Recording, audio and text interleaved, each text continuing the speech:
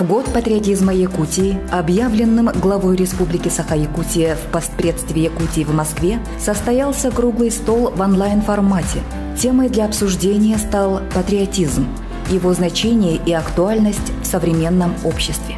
В круглом столе приняли участие ведущие российские эксперты. В ходе дискуссии участники обсудили результаты исследований общественного мнения, проведенных среди граждан страны по теме патриотизма, лучшие федеральные и региональные практики по вовлечению молодежи в волонтерскую деятельность и новые перспективные направления. Патриотизм как национальная идея России требует новых подходов. Патриотизм должен быть деятельным. В этом все участники экспертного круглого стола оказались едины.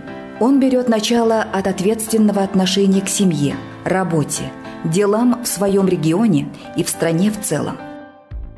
Сегодня каждый ребенок должен, начиная с 6, начиная с 7 лет, знать свой язык, родной язык. Да? От этого все начинается. Надо любить свою малую родину. И должны мы знать свою историю действительности. Мы должны конкретно знать, что действительно такая история была. И во всех школах должны по этим направлениям учить, должны учить наших детей, чтобы они знали свои истории, любили свою малую родину и всегда гордились своей страной. Неотъемлемой частью патриотизма является добровольческие движения. С 2011 года действует Центр по работе с волонтерами Республики Саха-Якутия. Сегодня добровольческое волонтерское движение составляет мощную силу молодежи, которая по зову сердца выполняет работу, необходимую для помощи людей. Полностью поддерживается главой Республики Саха-Якутия. Волонтерское движение имеет несколько направлений, и одно из них – «Волонтеры Победы». Данное движение имеет статус международного и составляет более 200 тысяч человек. В Якутии региональное отделение «Волонтеры Победы» открылось недавно, но уже насчитывает более 6 тысяч человек. Одно из основных направлений работы волонтеров Победы является связь поколений. В Якутии к каждому ветерану войны и тыла прикреплен волонтер Победы. Адресная помощь ветеранам производится на постоянной основе. Особое внимание уделяется одиноко проживающим ветеранам, у которых нет родственников. Для свидетелей военных лет главное – это внимание. Волонтеры Победы стараются поздравлять ветеранов по памятным датам, а также в дни рождения. Во время пандемии волонтеры Победы присоединились к общероссийской акции взаимопомощи «Мы вместе».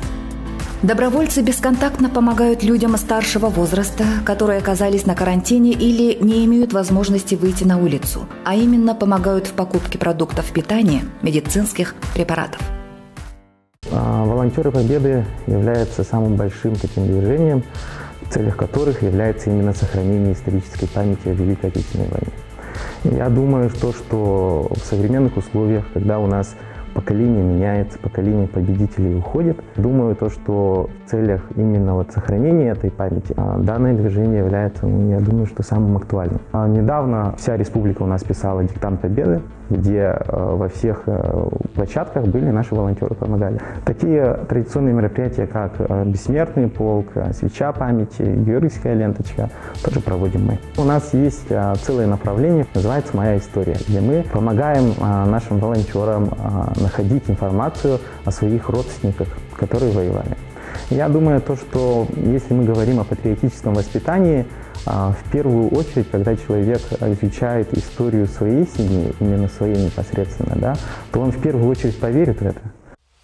Военно-патриотическое воспитание подрастающего поколения, подготовка к военной службе и пропаганда здорового образа жизни являются частью воспитания патриотизма молодежи Якутии. С 2000 года проводится военно-спортивная игра «Снежный барс». На протяжении 20 лет десятки тысяч детей приняли участие в данных играх от школьного до республиканского уровня.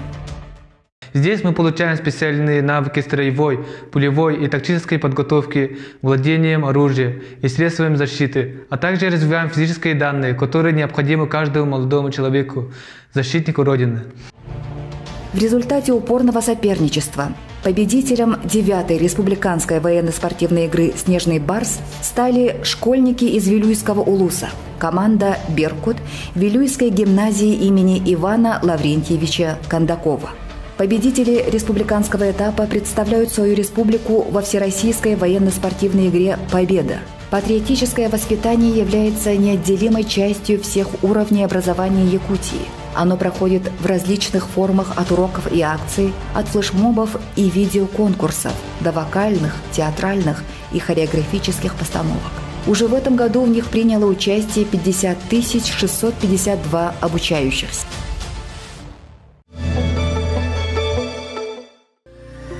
В год патриотизма глава Республики Саха-Якутия Айсен Николаев дал старт республиканскому проекту «Сохраним памятники».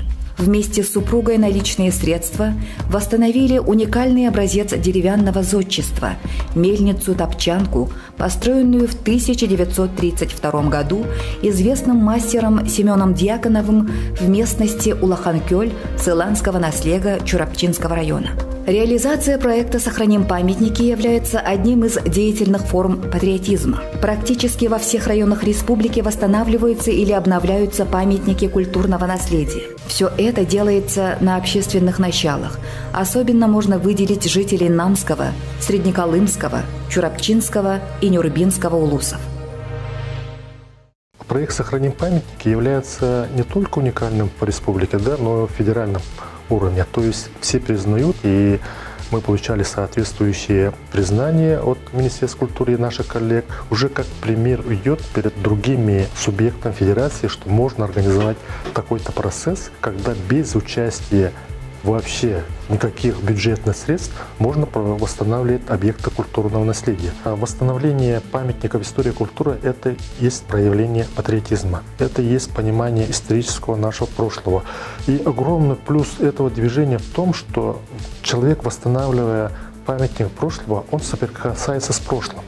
И я более чем уверен, они в будущем будут помнить и рассказывать одним из самых своих таких ярких моментов восстановления вот этого самого памятника. Я думаю, что это памятник в этом отношении служит связью времен, связью поколений.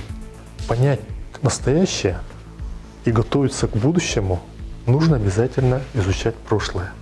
Прошлое, настоящее и будущее, они неотделимы.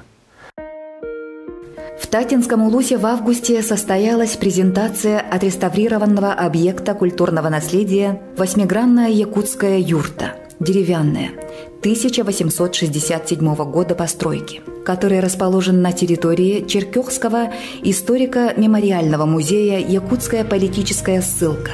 Реставрационные работы проведены с помощью собранных средств сотрудниками Управления Федеральной налоговой службы по Республике Саха-Якутия. Год патриотизма и юбилейный год налоговиков, он совпал. И тут, конечно, решающую роль сыграло то, что у нас будет столетие Республики Саха-Якутия. А как мы знаем, Татинский район – это, по сути, то место, где у нас родился наш великий Аюнский Платон Алексеевич. Поэтому, в принципе, я считаю, что район, который дал именно очень много для культуры Республики Саха-Якутия и по сути, основателя Республики Саха-Якутия, там одного из основателей, да. По большому счету, налоговики – это люди, которые собирают и охраняют бюджет государства, да. И, по сути, вся наша работа, она именно нацелена, чтобы государство было. Мы часть этого государства, и я думаю, что каждый работник налоговой службы, он в любом случае уже является патриотом. Мы хотели все-таки оставить какой-то след, хороший след, что все-таки налоговики – это те люди, которые любят все и поддерживают и культуру, и мы готовы и счастливы, что мы стали участниками вот этой прекрасной акции «Сохраним памятники» в Республике Саха-Якутия. И я думаю, что мы на этом объекте не закончим, у нас впереди еще есть свои планы. Департаментом Республики Саха-Якутия по охране объектов культурного наследия идет реализация мероприятий федеральной целевой программы «Увековечивание памяти погибших при защите Отечества». За счет средств федеральной программы были восстановлены 2 воинских захоронения летчиков, трагически погибших 6 июня 1973 года в авиационной катастрофе в поселке Зырянка Верхнеколымского улуса. Было восстановлено воинское захоронение старшего лейтенанта Астахина Сергея Васильевича в поселке Нижний Бестях Мегино-Кангаласского улуса. Старший лейтенант Сергей Астахин погиб в Демократической Республике Афганистан, выполняя свой интернациональный долг.